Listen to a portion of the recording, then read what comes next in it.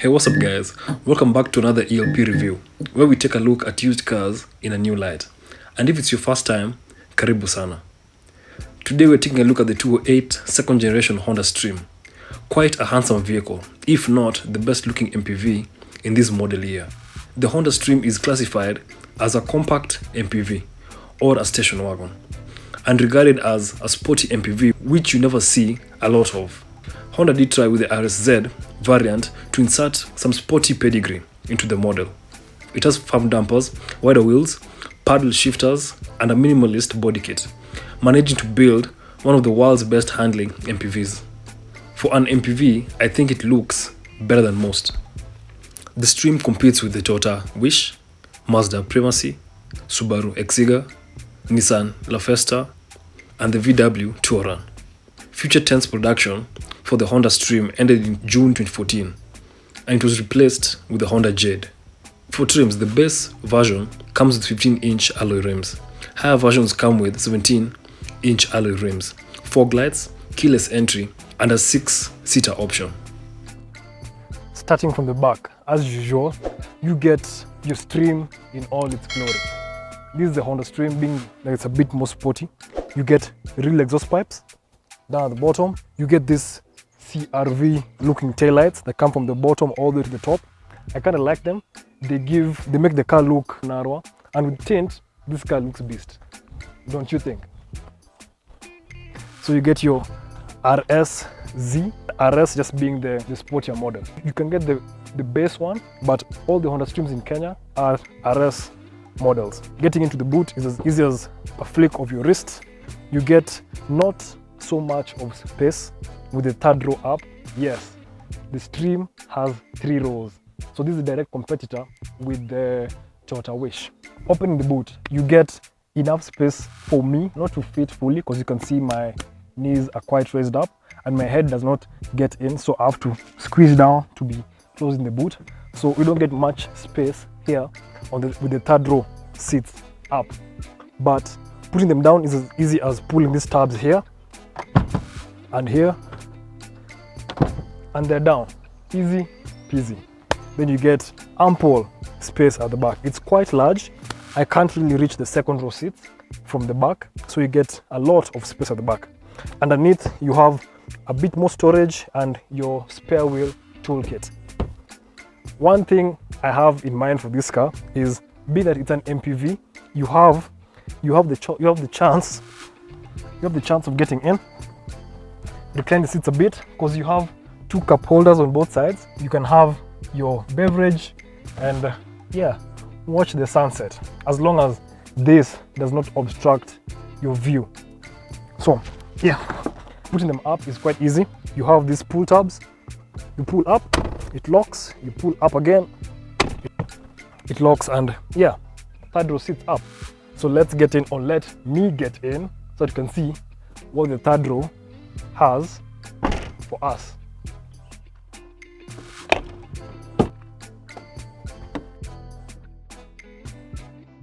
And a great thing is that the back seats actually recline. So if I sit this side, I can pull on this tab, recline my seat all the way back.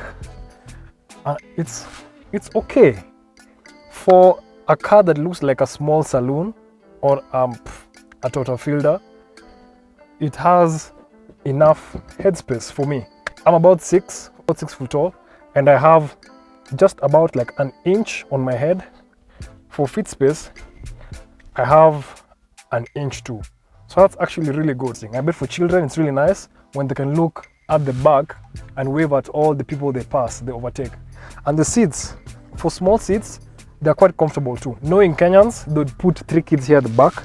So having a third child here, it's not so bad really. Actually, it's not so bad. The floor is flat, so there's no transmission tunnel. So it's quite nice. I like it. Getting into the second row of seats is not so difficult, because the seats are quite up, and they're quite soft too. Feels nice on your bum. There's not much happening here at the back. Again, the car is not too wide, so for two passengers on these first row seats are quite okay. Having 3 guys, your shoulders might rub a bit, and that might be an issue for some people. At the center here, you get your cup holders, but with this one, you actually have to pull a tab to release it. It comes down. Moving on to the center seat, it's actually comfortable too. That's really nice. Honda really thought this thing out. So for knee room, this seat, the driver's seat, is put at in my driving position. I have about an inch on my knee area of the center seat. I don't know what they've done with the foam material in these seats, but they're really comfortable. Even the rear seats, the third row seats, are quite comfortable. There's no 12-volt sockets here at the back. There is no air conditioning, so your windows will do most of your air conditioning. And yeah, you get plastics at the top, this Alcantara material on the center part, then more plastics all the way down, and some small cubby spaces on the door. The car being 13 years, that's nothing for Japanese cars. This one's still a child, not even a teenager, so it still has a lot of youth in it to continue. And what I like about that is that you don't see so much deterioration on the materials. The materials still look okay. It's keeping up really well with the times. Lastly, on the first row of seats, you get Isofix child seat anchors for both outer seats, so you can have 2 child seats at the back, and that's the back of the Honda Stream. Let's get to the front seats and see what they have for us there. Getting to the front seats of the Stream, the front seats are lower, the back seats are higher, are raised up. I think so that the back guys can see what's happening at the front better, a high seating position compared to the others. The side bolsters are quite nice. It gives you a more sporty feeling. It holds you on the seat. For higher trims, you get leather around your steering wheel with red stitching around, and your gear shift selector too, you get leather on it with the same stitching. For storage, you have a lot of storage, but they're not sizable. They're quite small. Starting from the door, you have really small side door cabins where you can just put, let me say, documents or tissues or something, you know, something small. Come to the center bit, you don't have the traditional center console storage, but you have space to put large things here at the center. So you have a really big center cabin here with 2 cup holders that are not the same size. The front one is bigger, the back one is smaller. Your glove box is on the smaller side of things, not much storage space here, unlike the Nissan Note that I reviewed some time back. I'll put a link up here so you can watch it. For materials, how they've aged, the front dash has become dull because of being hit by sun and all that stuff happening, but you have creams and car care products that you can put on your dashboard to make it look newer and stuff. For the seats are as the back seats, they've kept up really well. The side bolsters on the bottom part has kept its shape. It doesn't lost shape unlike other cars that I've seen, so that's a plus. The steering wheel has gotten a beating. The materials have faded off because this is where you touch most of the time driving. So that's the interior of the car. Let's get to the bonnet and see what's under there.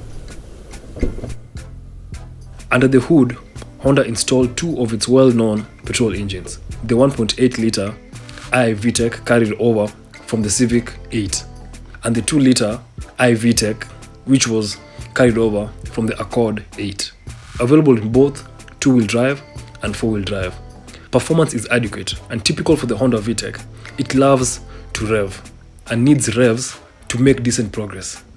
For safety, you got ABS, traction control, and 2 airbags.